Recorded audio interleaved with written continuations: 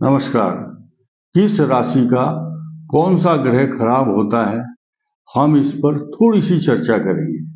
देखिए, मेष राशि से शुरू करते हैं और जितना भी हमसे होगा हम बताने का प्रयास करेंगे। मेष राशि या मेष लग्न हो तो उसके लिए बुध जो ग्रह है वो कभी भी शुभ फल नहीं देता, क्योंकि वो तीसरे और छठे स्थान का स्वामी बन जाता है। वो बात अलग है कि वो किसी भी स्थान पर बैठता है, बुधादित्य योग बनाता है या बृहस्पति के साथ बैठता है, लेकिन अपनी दशा, अंतरदशा, प्रत्यंतर दशा, सूक्ष्म दशा में कभी भी बुध सफल नहीं बनाता, मनुष्य को लाभ भी नहीं देता। उसके पीछे कारण है तीसरे छठे भाव का स्वामी, भाई बहनों का कारक, शत्रु, रोग, मामा, ऋण, झगड़े, झंझट, परेशानी, कंपटीशन का स्थान होता है। लेकिन ये बुध अच्छा फल नहीं देता। अब वृष राशि और वृष लगन के लिए आप देखेंगे, शुक्र स्वयं ही अपने लिए बहुत हानिकारक बन जाता है, क्योंकि ये दैत्यों का गुरु शुक्राचार्य हैं। इनके जो नियम, कानून, सिद्धांत हैं, कुछ संसार में इस प्रकार की गणना है ग्रहों की, उसको कोई बदल भी नहीं सकता। तुला लग्न हो या तुला राशि छठे भाव में बैठी हो, या तुला लग्न है तो अष्टम भाव में वृष राशि होगी। वृष और तुला के लिए कभी भी शुभ फल देने वाला ग्रह नहीं होता। ठीक इसी प्रकार मेष का, जैसे मैंने बुध का बताया, बुध मेष और वृश्चिक के लिए शुभ फल नहीं देता, क्योंकि वृश्चिक राशि, वृश्चिक लगन में ये अष्टम भाव का स्वामी बन जाता है, जो कि मृत्यु का स्थान। ठीक इसी प्रकार ये विषय इतना गंभीर है, इतना जरूरी है, क्योंकि सबको सुनना इसलिए आवश्यक है, क्योंकि जो राशि और वीडियो हम डालते हैं उसमें कई लोग शंका से ग्रस्त होते हैं, प्रश्न पूछते हैं, तो उनको बहुत हेल्प मिलेगी इस वीडियो से। अब आया मिथुन और कन्या।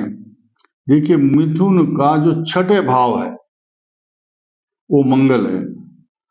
मंगल और बुध शत्रु हैं आपस में। आपने देखा होगा कि मेष राशि, मेष लगन के लिए जब छठा भाव का स्वामी खराब होगा, तो ठीक इसी प्रकार मिथुन के लिए और कन्या के लिए छठा भाव का स्वामी मंगल अच्छा फल नहीं देगा।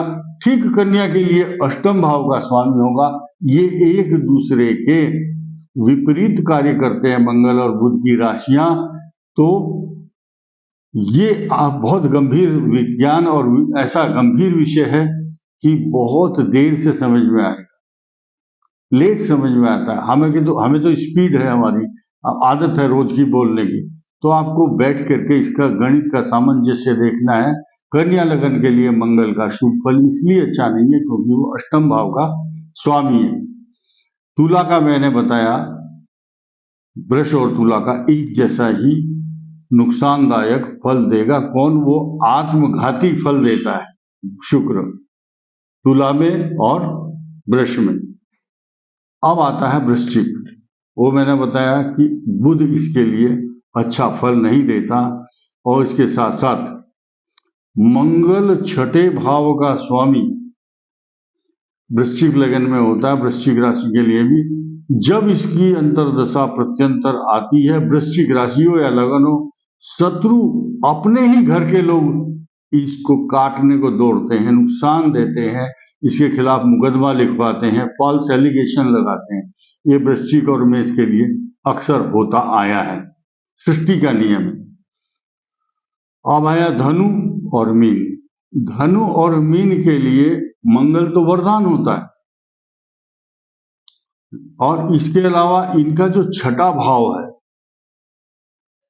वृश्चिक का जो छठा भाव है वो शुक्र है। जब धनु का छठा भाव शुक्र होगा तो मीन का अष्टम भाव शुक्र होगा, छठे आठवें का। शुक्र और बृहस्पति की आपस में कंपटीशन है, शत्रुता का। लेकिन तुला के साथ बृहस्पति नुकसान नहीं करता, वो बदला नहीं लेता। रिवेंज पॉलिसी है ये ग्रहों के अंदर, खास तौर से बुध और मंगल के बीच में। शुक्र अपना ही नुकसान करता है और मंगल के लिए बुध नुकसान करता है। तो जब इस प्रकार की समीकरण होते हैं, जब अंतर्दशा प्रत्यंतर दशा आती है, तो इन ग्रहों की गणना करना उतना ही आवश्यक है जितना कि आप महादशाएं या गोचर देखते हैं।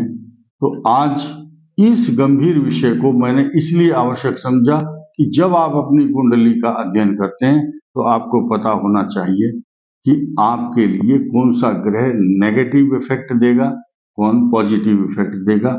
इस वीडियो में इतना ही। धन्यवाद।